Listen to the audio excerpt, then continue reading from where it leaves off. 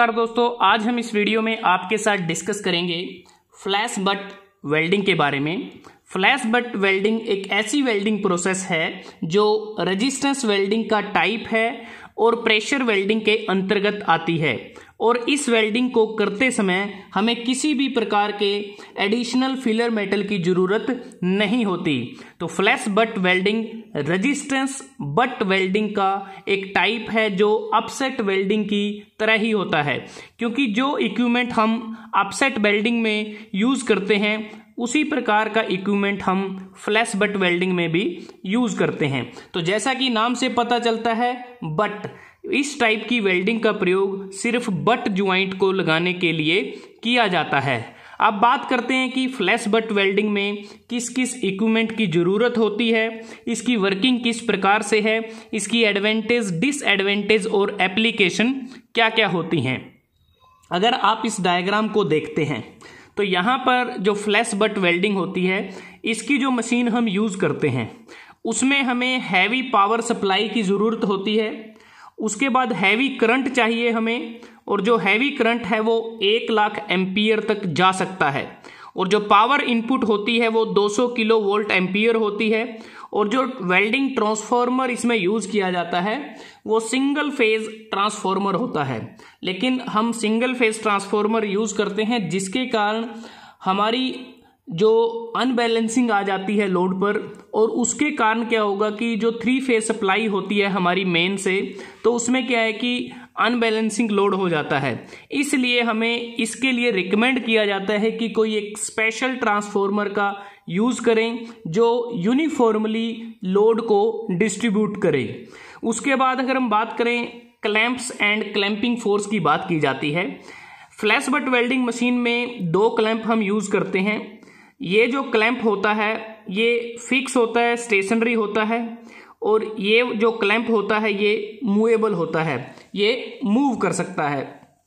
अगर हम बात करें क्लैंपिंग फोर्स की, तो जो क्लैंपिंग फोर्स हमें चाहिए वो इतना सफिशिएंट हो कि उसकी मदद से हम अच्छी तरह से जो वर्क पीस है उसको होल्ड कर सकें ताकि किसी प्रकार की स्लिपिंग ना हो। और जो क्लैंपिंग फोर्स हम फ्लैश बट वेल्डिंग में यूज़ करते हैं वो क्लैंपिंग फोर्स अपसेट वेल्डिंग में प्रयोग होने वाले फोर्स से तकरीबन 2 गुना होता है in case of mild steel. अगर ज़्यादा हाई स्ट्रेंथ मटेरियल को हमें क्लैंप करना है तो उस केस में वो फोर्स अपसेट वेल्डिंग में प्रयोग होने वाले फोर्स से तकरीबन 4 गुना ज़्यादा होता है।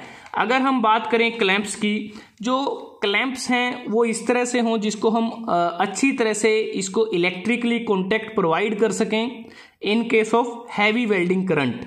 दूसरी बात कि जो क्लैंप्स हम यूज़ करते हैं वो वियर रेजिस्टेंट होने चाहिए और उन पे कॉपर अलॉय के इंसर्ट हों, साथ में वाटर कूल्ड ब्लॉक भी हों ताकि प्रॉपरली कूलिंग भी की जा सके। अगर वर्क पीस की बात करते हैं, वर्क पीस जो हम यूज़ करते हैं वो इसमें सिमिलर वर्क पीस भी यूज कर सकते हैं मेटल्स के, डिसिमिलर मेटल्स को भी वेल्ड किया जा सकता है। और वर्क पीस को क्लैंप में इंसर्ट करने से पहले हमें उसको अच्छी तरह से क्लीन करना होता है, ताकि हम अगर क्लीन नहीं करेंगे तो उससे क्या होगा कि जो क्लैंप्स या जो डाइज हमारी हैं ये बर्न हो सकती हैं। लोकल बर्निंग के कारण जो हमारी यहाँ पर जो फ्लैशिंग होती है उसके कारण भी ये बर्न हो सकते हैं। और जो वर्क पीस की जो लेंथ होती है बियॉन्ड द क्लैंप उसे हम शॉर्ट ही रखते हैं, कम रखते हैं। अगर ज़्यादा रखेंगे तो उसके कारण हमारी बकलिंग हो सकती है। तो उसके बाद अगर हम बात करें कि जो फ्लैश बट वेल्डिंग है इसमें जो वर्किंग है वो किस प्रकार से होती है, तो वर्किंग के लिए सबसे पहले जो 2 वर्क पीस हमें जिसको एंड टू एंड ज्वाइन करना होता है उसे हम क्लैंप में इंसर्ट करते हैं। जैसा इस डायग्राम में आप देख पा रहे हैं ये स्टेशनरी क्लैंप है, ये मूवेबल है। तो सबसे पहले हम क्या करेंगे, दोनों वर्क पीसेस को हम दोनों क्लैंप्स में होल्ड कर लेंगे। होल्ड करने के बाद जो नेक्स्ट स्टेप होगा उसमें क्या है कि हम जो वोल्टेज जो अक्रॉस द क्लैंप है तकरीबन 10 वोल्ट तक होती है, तो उसको हम अक्रॉस द क्लैंप उसको गुजारेंगे और साथ में हैवी करंट को भी गुजारा जाता है। और जो दोनों वर्क पीस के जो कॉन्टैक्टिंग जो सरफेस हैं उनको आपस में कॉन्टैक्ट में लेकर आते हैं, और जिसके कारण यहाँ पर जो फ्लैश और आर्किंग ये दोनों चीज़ें होती हैं। अपसेट वेल्डिंग में नहीं होता, ना वहाँ पर आर्किंग होती, ना वहाँ पर फ्लैशिंग होती। लेकिन जो फ्लैश बट वेल्डिंग होती है वहाँ पर जब जैसे ही दोनों वर्कपीस आपस में कॉन्टैक्ट में आते हैं वहाँ पर फ्लैश और आर्किंग होती है। तो इसके बाद क्या होगा कि जो पॉइंट ऑफ कॉन्टैक्ट हैं उनका जो टेम्परेचर है वो मेल्टिंग टेम्परेचर तक पहुंच जाता है, और साथ में अगर हम देखें हम यहाँ पर फोर्स भी अप्लाई कर रहे हैं, जिसके कारण क्या है कि जो मेटल है वो स्क्वीज हो जाता है।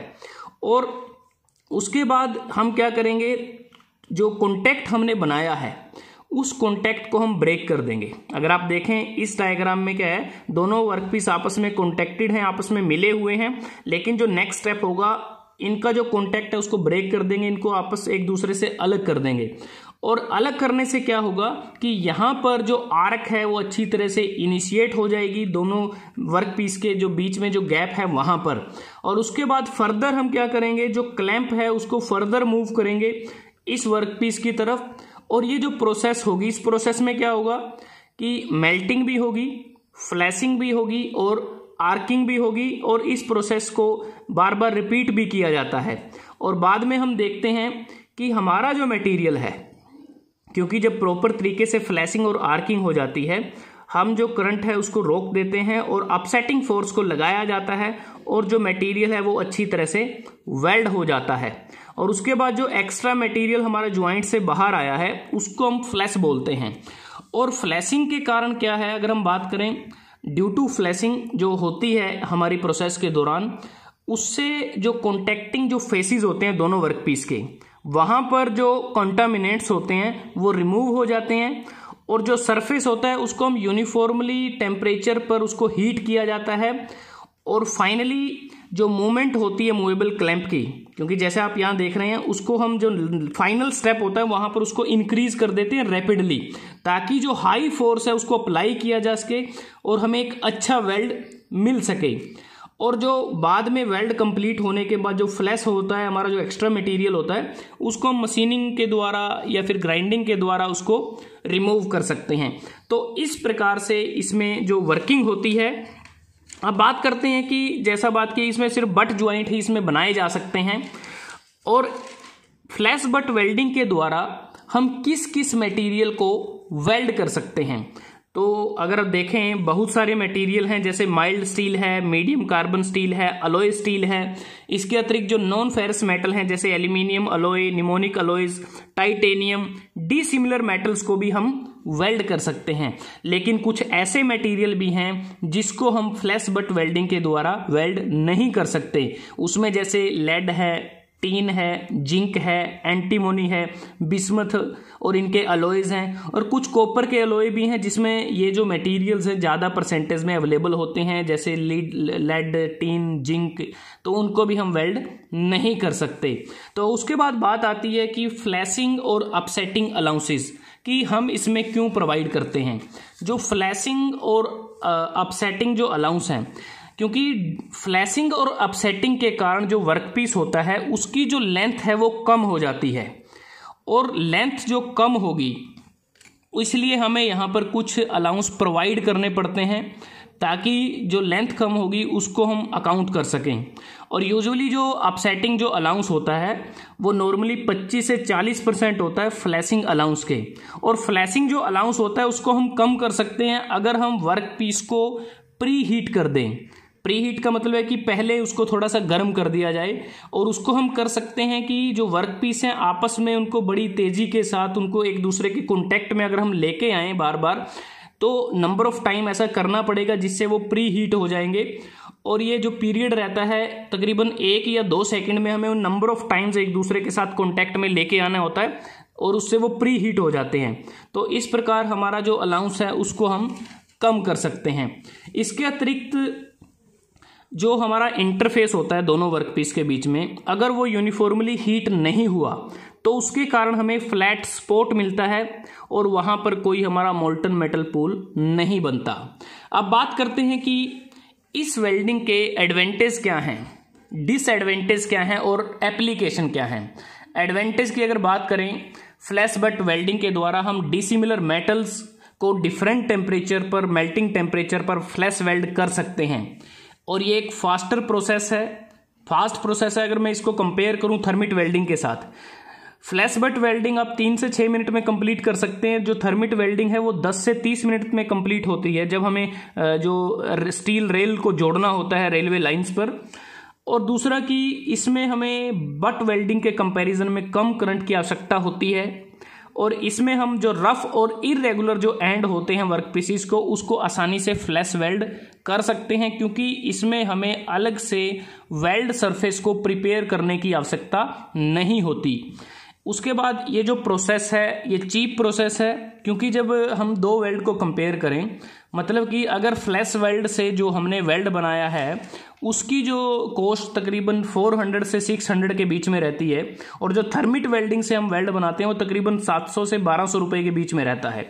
अब बात करते हैं डिसएडवांटेज की। डिसएडवांटेज में अगर आप देखें, जो हमारा इंजेक्टेड जो मोल्टन मेटल पार्टिकल्स होते हैं उसके कारण कई बार फायर के चांसेस रहते हैं, कई बार फायर लगने के भी चांसेस रहते हैं, तो इसका मेन डिसएडवांटेज है। दूसरा, जैसा हमने बात की थी कि जो हम सिंगल फेज ट्रांसफार्मर यूज करते हैं तो उससे क्या होगा कि हमारा जो 3 फेज प्राइमरी पावर लाइंस है वहां पर अनबैलेंस हो जाता है, तो इसलिए रिकमेंड किया जाता है कोई स्पेशल ट्रांसफार्मर ही यूज किया जाए जिससे हम लोड को यूनिफॉर्मली डिस्ट्रीब्यूट कर सकें। दूसरी बात कि जब वेल्ड कंप्लीट हो जाता है उसके बाद जो फ्लैश निकल के आते हैं वेल्ड में, जैसा आप इस डायग्राम में देखें, ये जो फ्लैशेस हैं इनको रिमूव करने के लिए एक्स्ट्रा या तो मशीनिंग ऑपरेशन करना पड़ता है या कोई अलग से स्पेशल इक्विपमेंट चाहिए जिसकी मदद से इसे रिमूव कर सकें। उसके बाद अगर जो स्मॉल क्रॉस सेक्शन के जो वर्क पीसेस होते हैं उनकी अलाइनमेंट करने में थोड़ी दिक्कत आती है, ये भी इसका एक डिसएडवांटेज है। उसके बाद अगर हम बात करें इसकी जो एप्लीकेशन क्या क्या हैं, बहुत सारी एप्लीकेशन है। जैसे आप देखें जो रेल्स को वेल्ड करने में देख सकते हैं, जैसे यहाँ पर रेलवे जो ट्रैक है यहाँ पर जो रेल्स हैं उनको वेल्ड किया जा रहा है, और स्टील स्ट्रिप को वेल्ड कर सकते हैं, विंडो फ्रेम को कर सकते हैं, ऑटोमोबाइल एक्सल को कर सकते हैं, व्हील रिम को वेल्ड किया जा सकता है, aircraft engine ring, heavy duty chain links, motor frame, transformer tank, steel container इत्यादि। तो ये बहुत सारी एप्लीकेशन है जिसे हम फ्लैश वेल्ड वेल्डिंग के द्वारा प्राप्त कर सकते हैं। तो दोस्तों, आज हमने इस वीडियो में आपके साथ डिस्कस किया रेजिस्टेंस वेल्डिंग का महत्वपूर्ण टाइप फ्लैश बट वेल्डिंग, जो प्रेशर वेल्डिंग के अंतर्गत आता है, जिसे हम बिना किसी फिलर मेटल के कंप्लीट कर सकते हैं। अगर आपको ये वीडियो अच्छा लगा आप इसको लाइक कर सकते हैं, शेयर कर सकते हैं अपने दोस्तों के साथ, स्टूडेंट्स के साथ। जल्दी हाजिर होते हैं एक नए वीडियो के साथ, तब तक के लिए धन्यवाद। आपका दिन शुभ रहे।